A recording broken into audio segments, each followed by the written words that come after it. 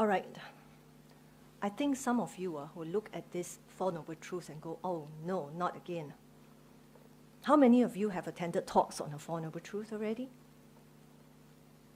No one? Oh, you have. Okay, great.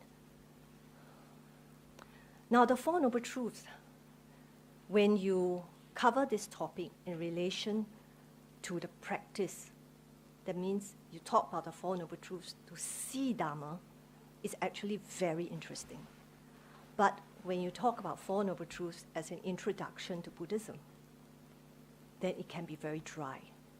Okay, I'll try to make it as interesting as possible, because there's no way you can not talk about the Four Noble Truths, because that is the practice. And I know a lot of talks on the Four Noble Truths. It's covered very superficially because it is difficult to understand. Intellectually, yes, it's simple. So what I'm going to do is I'm going to go slow. I will not rush through it, and I will not try to finish it in one session, but I'll spread it over a few sessions. Because to have a significant impact on your practice, you have to know the Four Noble Truths in depth. You can't run away from it. Okay? Now, and going in depth also means I'll be covering certain concepts which are not that easy to understand, especially for beginners. So if you have any questions along the way, please ask, all right? Now we start now. Okay, I'm going to ask you a few questions. I'm going to show some questions to you. You don't have to tell me the answers. I just want you to take note of what answers you have in your mind, and then KIV it. At the end of the Four Noble Truths topic, I will flash these questions to you again. And then I want you to compare the answers, these two sets of answers, and then see for yourself whether they're different. And if they're different, ask yourself this question: why? Now, the first question: do you consider yourself a Buddhist? Second, if yes, what do you mean when you say you are a Buddhist? Is it because it shows Buddhist on your birth cert? Or because you have great respect for the Buddha and his teachings? Or is it because of faith? Or because your parents are Buddhist? Or are you one of those 初一十五次斋, that means on the 1st and the 15th day of the lunar month, you become vegetarian. That's why you're Buddhist. Is there a difference between a Buddhist and a Buddhist practitioner? What do you understand by these two terms? And for those who are already practicing, what do you expect from your Dhamma practice? Do you apply the Dhamma in everyday life? Is your practice a real struggle, plain smooth sailing, or a mixture of both? What do you think is the problem with your practice? I want you to think about these questions. If you need more time, go back home, mull over it, because this is important.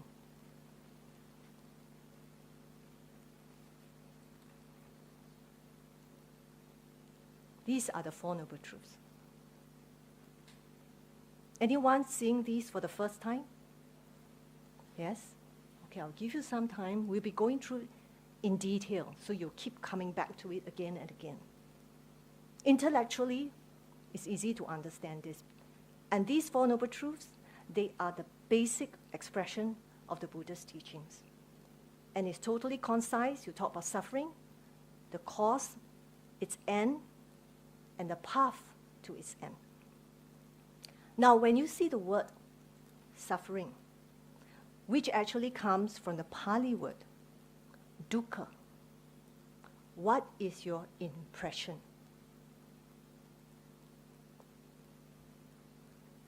Is it physical pain? How about mental pain when you think of the word suffering? Grief?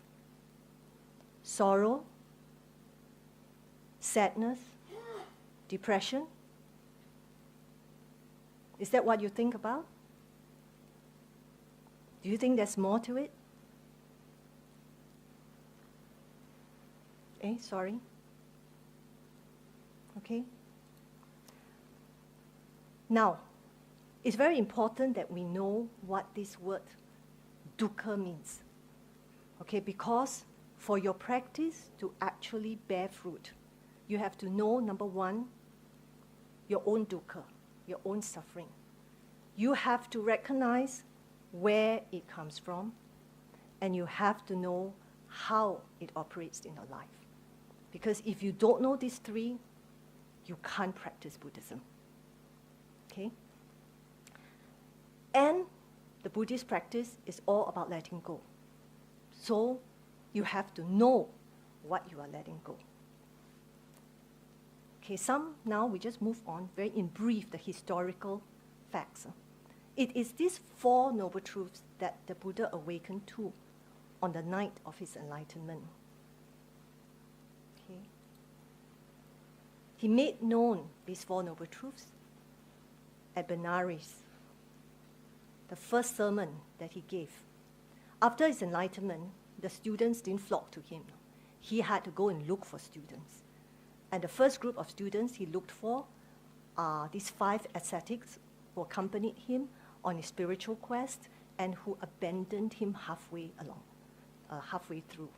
So he searched them out. Okay, that's Benares, also known as Varanasi or Kashi. He sought them out. Okay, and at the close of his first sermon, now known as the Dhammacakkappavattana Sutta,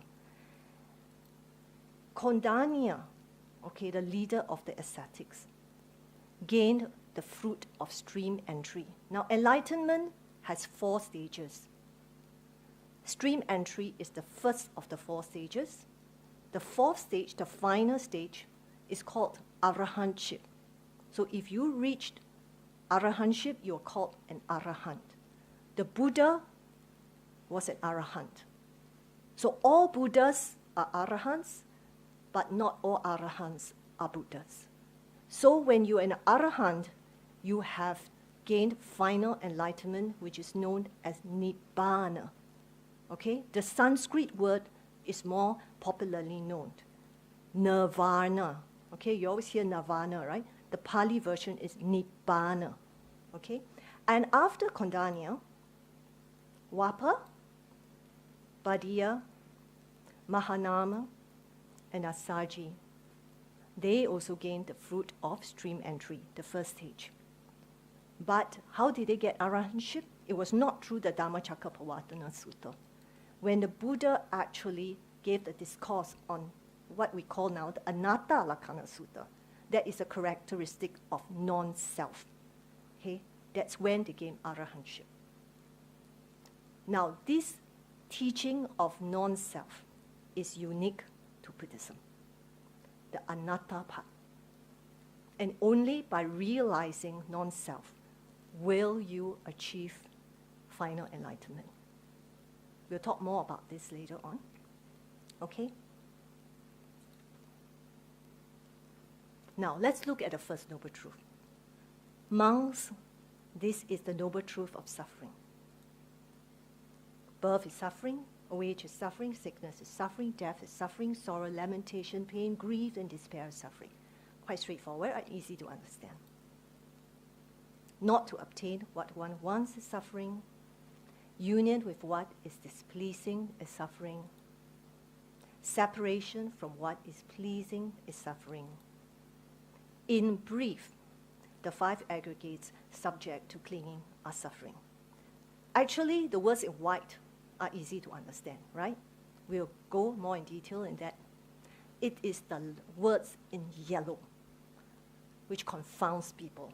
What do you mean by 5 aggregates? And what do you mean by saying that when it's subject to clinging, that's suffering? We will have to touch on that for you to know what suffering is.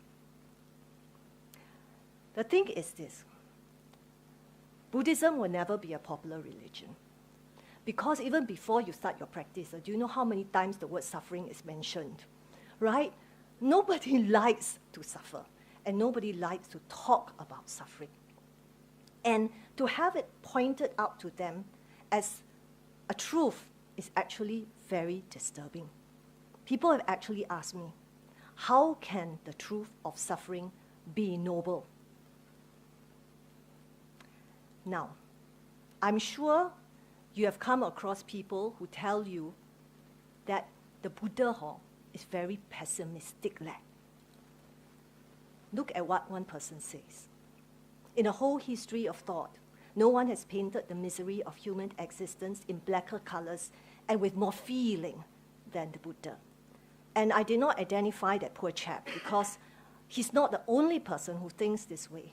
He's just the only person who expressed it so creatively and so eloquently, okay? And the thing is this, a lot of books will tell you, no, the Buddha is not pessimistic because he not only tell you what suffering is, what the problem is, he also shows a way out. But I think it's more than that. And I don't think people complain about the fact that there is no way out. It's just that they find this concept of Nibbana very, very difficult to achieve. Okay, over the years, over the centuries, and with a lot of distortion of facts, okay, this concept Nibbana has been glorified, has been mystified beyond measure, and placed so high up on a pedestal, no one thinks it's possible. I want to ask you this. Does anyone here think that Nibbana is possible in this lifetime? Anyone here? You don't think it's possible, is it? And some people better still. They say, you can only get Nibbana if you have a Buddha around. So I have heard people tell me that I want to do a lot of good in this life. I want to gain a lot of merit in this life so I can make a resolution to be born in the same time as the future Buddha Maitreya. You want to do that too? Actually, is Nibbana possible? Yes, it is. Okay? Now, the Buddha basically just taught that life is inseparably tied to this thing called dukkha. And what is dukkha? Is dukkha the misery of human existence? Actually, it's more than that. Okay? Now, the word dukkha does not translate naturally to the word suffering.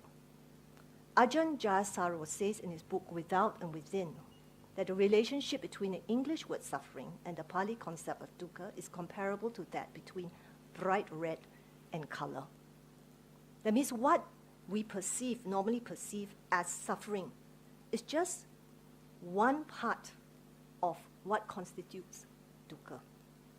That's why when you look at the Four Noble Truths, a lot of people are misled because they do not know the whole truth about dukkha. Okay, so now what we're going to do is to go on to know what exactly dukkha is. Now, we look at this first noble truth. How am I going to explain it? I'm going to use three aspects of suffering to explain this whole noble truth, okay? They are suffering in its most ordinary form, suffering of conditioned states, and suffering caused by change. And the reason why I chose these three aspects is because it will also give me the opportunity to explain some very basic concepts that will be useful for beginners, especially beginners, okay? And please note that these are not three separate kinds of suffering. We are looking at the dukkha from three different angles, three different perspectives, three different layers, so that we can have a more thorough understanding of what really constitutes dukkha. Okay. The very first one, suffering in its most ordinary form. This is self-explanatory. Birth, old age, sickness, and death. Now, why is birth suffering? If you think about it at a very superficial level, it is suffering. You are trapped in your mother's womb for 9 months. And in the last few months, you have no space to move around. And you are soaked in amniotic fluid like a jar of pickles. And when you are born, you are pressed on all sides, again and again, and then when eventually expelled, you get hit on the backside. So it is suffering. It's a good thing we forget, or else we start life being very traumatized, okay? So old age, sickness, and death, that is, okay, especially the ones who are getting older like me, all the aches and pains everywhere, okay? That's suffering. And he says sorrow, lamentation, pain, grief, and despair. Now let's look at these 5 expressions very quickly. Now, I'm giving you the Pali words as well. Sukha, paridewa, dukkha, domanassa, upayasa. Why? Because sometimes domanassa and sukha, they get translated differently. Many times you see in books, sukha becomes grief, domanassa becomes sorrow. So some people get very confused. So let's look at the meanings. Like sorrow, just expression, regret, sorrow, pity, sympathy. Despair is a heavier form of dukkha. Okay, desperation, loss of hope. And lamentation is more the outward expression. Next comes dukkha. The meaning of dukkha here is different. The dukkha here refers to physical pain, physical discomfort, and you have grief, which is mental pain and mental discomfort. In fact, these two, dukkha and domanassa, okay, pain and grief, they actually encompass the whole range of the suffering. Okay, and the Buddha calls these 5 expressions, together with birth, old age, disease, and death, the whole mess of suffering, he calls it. And here the Buddha goes on to elaborate, not to obtain what one wants is suffering. Self-explanatory, you look at the pictures.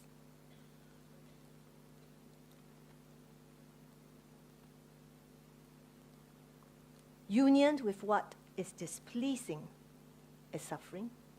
You will notice that what is displeasing is obtained through the 6 sense bases.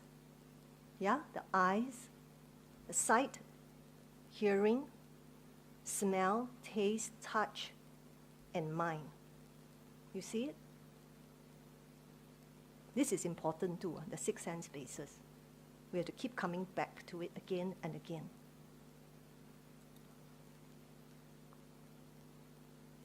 Separation from what is pleasing is suffering.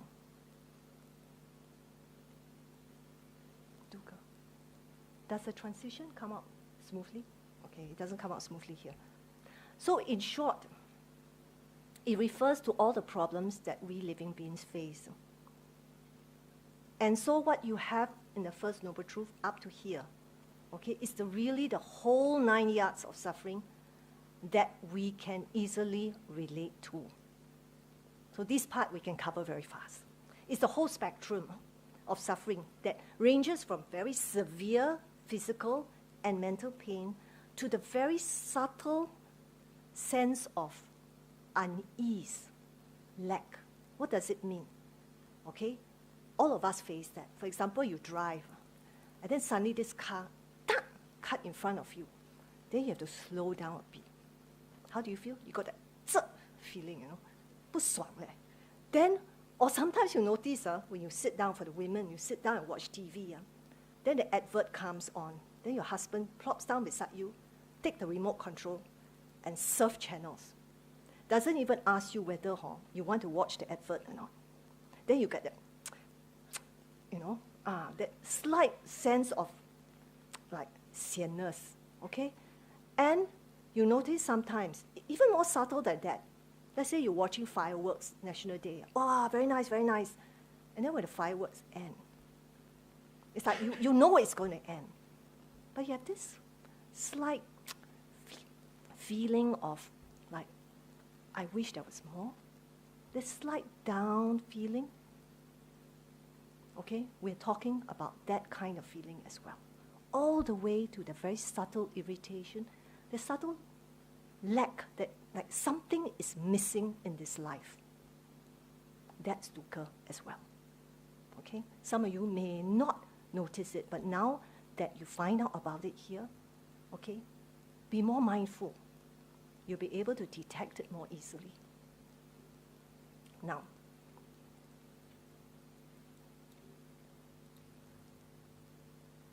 so we have looked at suffering in its most ordinary form.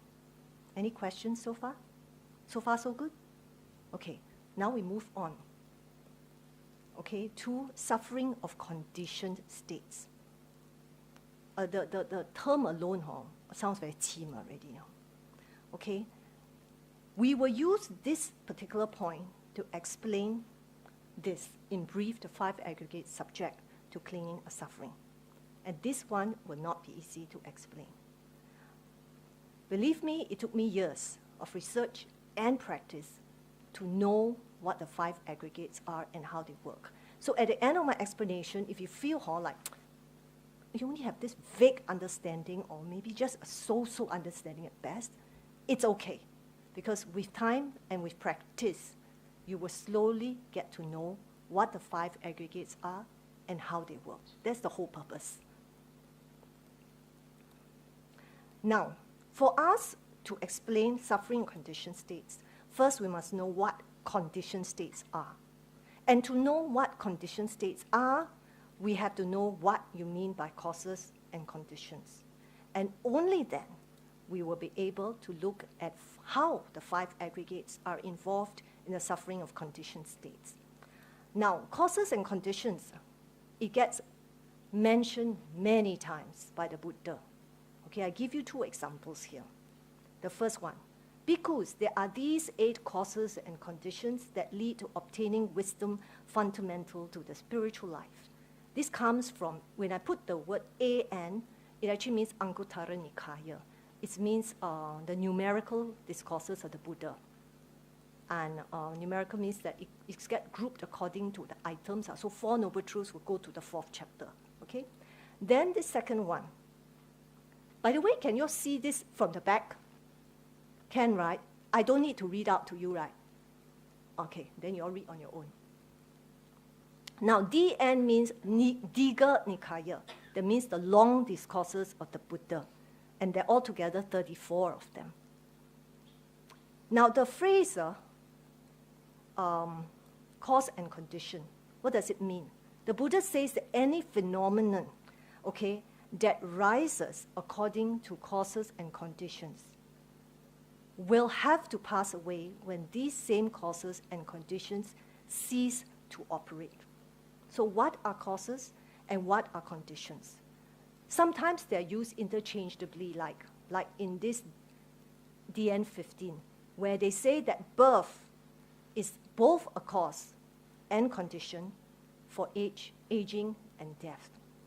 Okay? But is there a difference between those 2 terms? There is.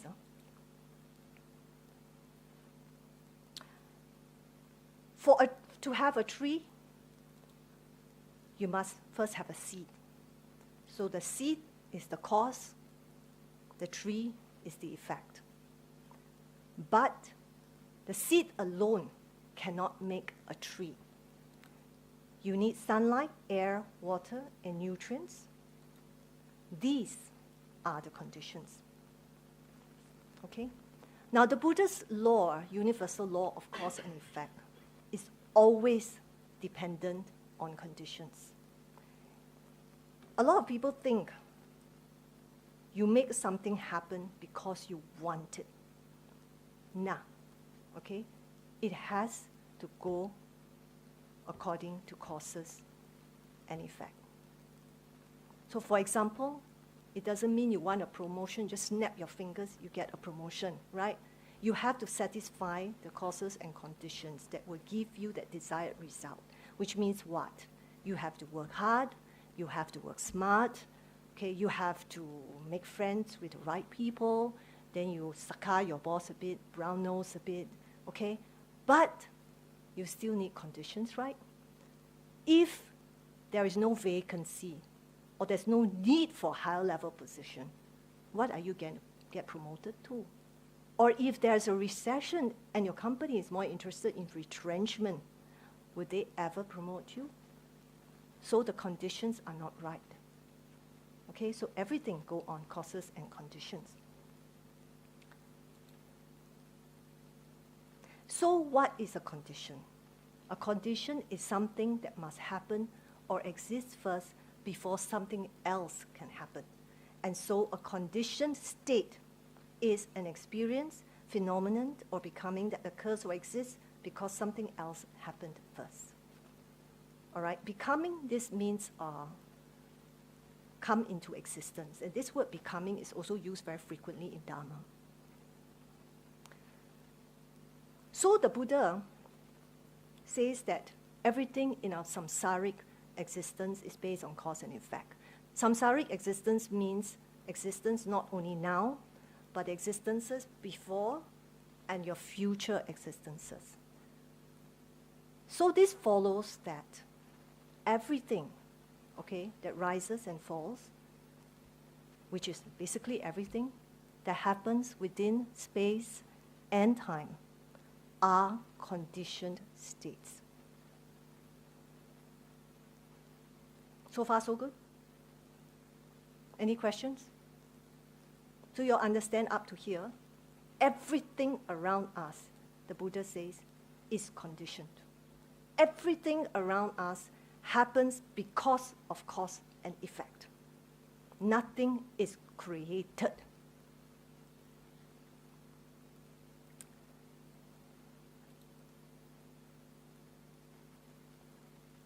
Okay.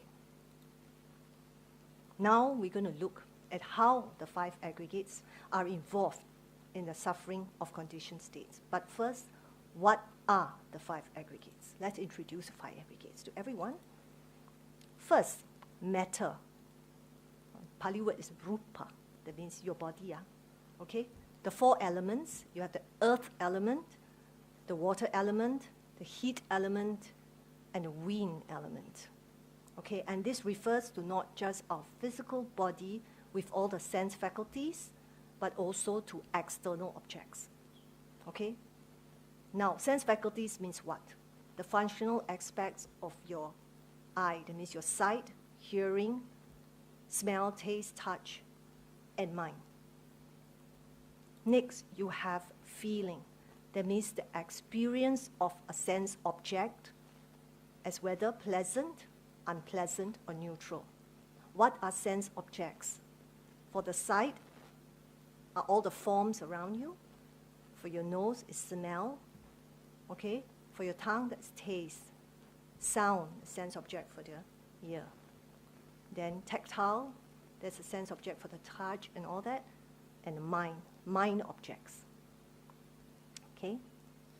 Next, you have perception. Perception is the recognition of both physical and mental objects. That means you see me, you say, oh, now you know me, I'm Siu Yi. Well, this is a screen, this is a meditation hall. All right? It also refers to the recognition of qualities. Qualities of things, like for example, is this good or bad? Is this guy handsome or ugly? Is what this you're doing, is it socially acceptable? Or even your opinion. Good things no cheap, cheap things no good. That is perception. It comes under perception. Okay, and perceptions, memories are also perception. So, because everybody's memories are different, what does it mean? Your perceptions will be different too. Next one. We call it mental formation. Now, the Pali word for it is sankhara, and it has been translated to not just mental formation. Sometimes you see it in books as mental fabrication, mental volition, and a few other versions, okay? And this one refers to all the mental states in your mind, minus feeling, and perception. It's actually the umbrella term for all your volitional, that means intentional, all your emotional, all your intellectual aspects, okay, of your life. And these are all the mental constructs, what you form in your mind, okay, that make up the processes of thinking, of pondering, of planning, of worrying, so on and so forth. So all your thoughts, okay, minus feeling and perception, comes under this category. And this is also where karma is formed. Because karma depends on intentions. In fact, the Buddha says, intentions are karma. So let's say if you step on an ant, you killed a life. So did you commit bad karma? The first thing I ask you, did you intend to kill that ant? You say, no, it was dark. I stepped on the ant without knowing it. Then no bad karma. Because everything depends on intention. Okay? Then we have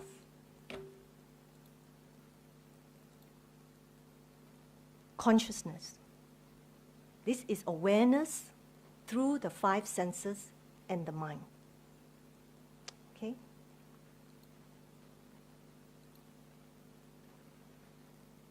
Now, why are the five aggregates used to explain the suffering of conditioned states? It's because, simply because, that they are always present at any occasion of experience that exists in time and space. Any experience you have, the five aggregates are there. So every time when there is a passing, arising and passing away of any conditioned states, the five aggregates are always present. Okay, and the five aggregates represent, number one, the physical and mental components of our personality. Okay, the Buddha used it to represent this. Personality referring to what? The qualities and the traits that we have that make up our character and dictate our behavior. And he also used it to represent sense experience. That means experience that you obtain through your five senses and the mind. And the Buddha used these two schemes very frequently, the five aggregates and the six sense bases, to demonstrate all the processes that make up our world of experience. Okay, just now when you chant the Buddha Vandana, when he says, Sugato Loka Vidu, the Loka Vidu here refers to this world of experience. That means he knows everything about this world of experience.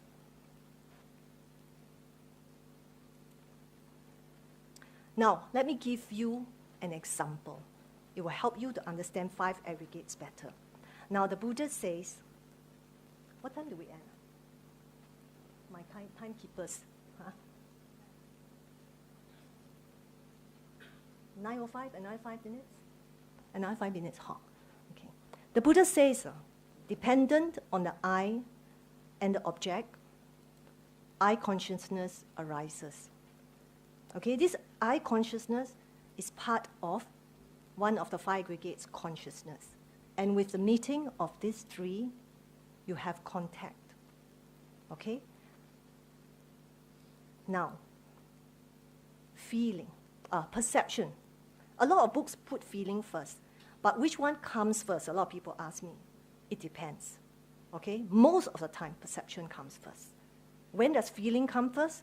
When you touch something hot, ow, this is hot. That one definitely feeling comes first. Okay? But normally it's perception. So your perception, let's say, you see this sports car. What's your perception? Wow, sports car. Expensive. Status symbol. If I drive one, it'll make me more attractive to the opposite sex. Right? And what's the feeling? Pleasant. Mental formation? It could be greed. I want one too. Okay? Or envy. You see that guy driving it. I want to be him. Okay? And consciousness. Now, how does consciousness play a part? When you feel, okay, why do you think you're aware of how you feel? That's because of consciousness. The fact that you know that you perceive something, why? Okay, because the awareness of the perception is due to consciousness. So the consciousness just makes you aware of what you're feeling, what you're perceiving, and what your thought processes are. Now then, on the flip side, okay, when you see a sports car, because people's memories are different, perceptions can also be different. If you look at the sports car and, you suddenly recognize this is your neighbor's car, that always go vroom vroom in the middle of the night and wake you up from your sleep, what do you think your perception is? You're going to go, stupid neighbor's sports car. And you're feeling unpleasant. Mental formation, distaste, irritation, anger, self-righteous indignation. And then you're aware of all these because of consciousness. Okay, this is just a very simple illustration of how the 5 aggregates work. And it applies not just to the eye door process, but all the other senses as well. And which one is usually the most active? Mind door. Because the mind door operates even when the eye door, nose door, and the other senses operate. The mind door will always come in, regardless. Okay?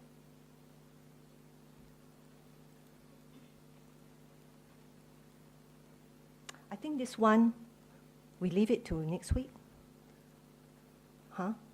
I purposely stop here so I can entice you to come back next week.